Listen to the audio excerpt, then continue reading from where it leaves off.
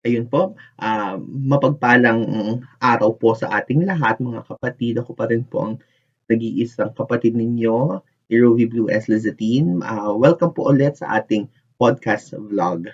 So ngayon po, nandito na po tayo para sa ating third episode ng ating podcast vlog.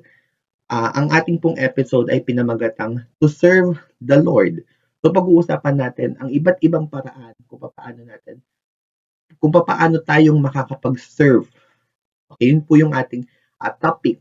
Uh, what are the things that we can do to serve God? What are the things that we can offer? So, andito pa rin po kasama natin si Ate Kus at saka si Rafael para po mag-share din ng kanilang mga insights at reflections sa topic natin. So, una pong tanong gusto ko pong malaman, sino sa atin ang nakapag-try ng mag-serve sa simbahan or sa kanilang mga kanya-kanyang simbahan? Or yung na-try ng pumasok sa isang organization, simbahan, o kaya sa school, o kaya naman yung mga community service, yung ating mga pagtulong sa kapwa. Meron yung mga organization na pwede kang makatulong sa kapwa. Ako po personally, ako po ay nagsuserve sa aming local shrine sa Angeles City, ang Archdiocese Shrine of Apong Mama Kalulu. And I am proud of it. I am a proud Knights of the Blessed Sacrament, choir, at saka po media ministers. And also, I am a proud youth minister din po. So, sa inyo po, sino po ang mga nagsuserve? Ayun ako. Sa simbahan kasi namin, tuwing bakasyon o summer, ay nagkakaroon kami ng BCS. Ang BCS ay ginaganap siya sa simbahan lang rin. Kahit sa mga bata na magsimba at tinuturuan sila sa simbahan ng mga Bible din, about sa Bible. Kunyari, tulad ni Moses, mga ganon, yung pangalan sa simbahan. Tuwing bakasyon, naggaganon kami, nagsa-service.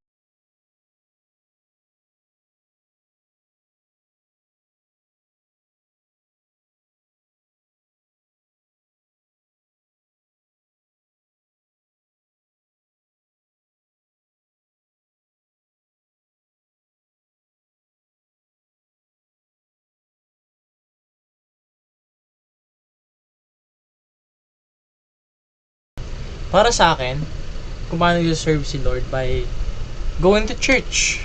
I was praying. Like ganun. Paano man serve si Lord like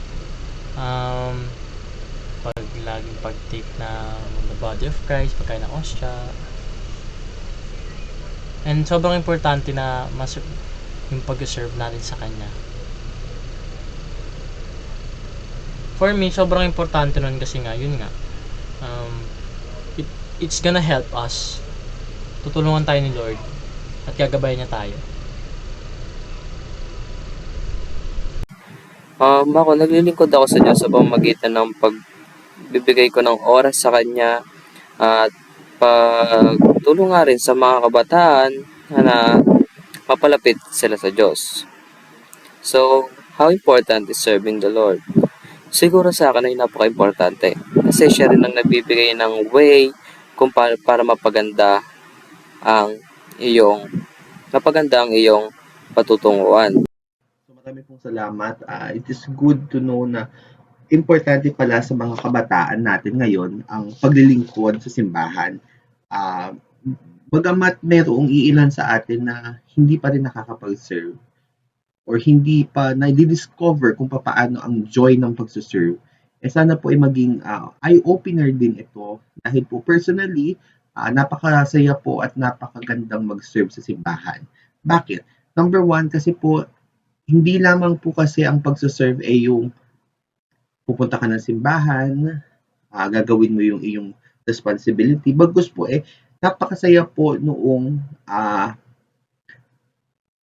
pupunta ka ng simbahan at paglilingkuran mo ang Diyos at makakahalubilo mo ang kapwa mo kabataan.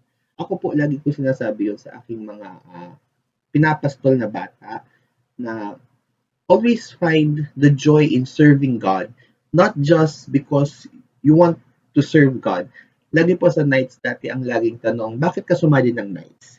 Karamihan po ng mga sagot na naririnig ko ay kaya sila sumali ng nights because gusto nilang mapalapit sa Diyos. Gusto nilang mag-serve. That's it. Bagkus, aking pong itinuturo sa kanila na hindi ka ba mapapalapit sa Diyos kung nagsisimba ka lang?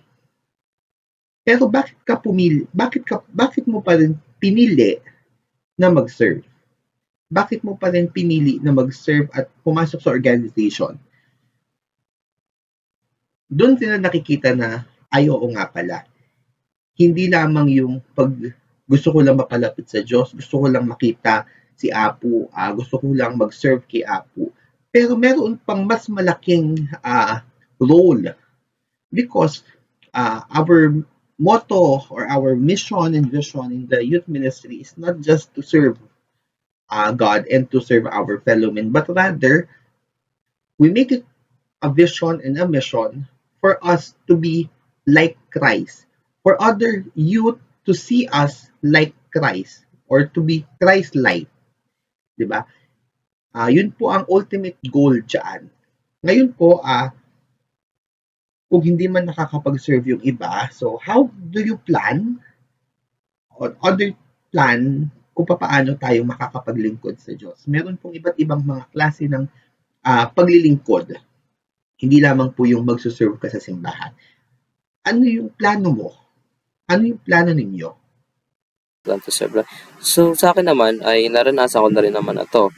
Ayun nga lang, simple lang, mag-serve sa mga community service, hindi lang naman sa simbahan. Pwede rin naman sa community service, pagtulong. Kaya, paglinis ng mga kapaligiran, ganun, pwede rin yun. Hindi lang naman sa simbahan ang pag-serve sa God. So, ang last message ko lang sa usapan ng episode 3 ay ang paglilingkod hindi tungkol sa ano yung binibigay mo, kung hindi kung ano yung nagiging action mo. Hindi katulad nung magbibigay ka ng madami pero labag sa loob mo. Hindi siya ganun. Nakadepende siya kung paano mo siya ibibigay, kung ano ba sa puso mo o kung paano, kung gusto mo talaga ganun. Yun lang sa episode 3.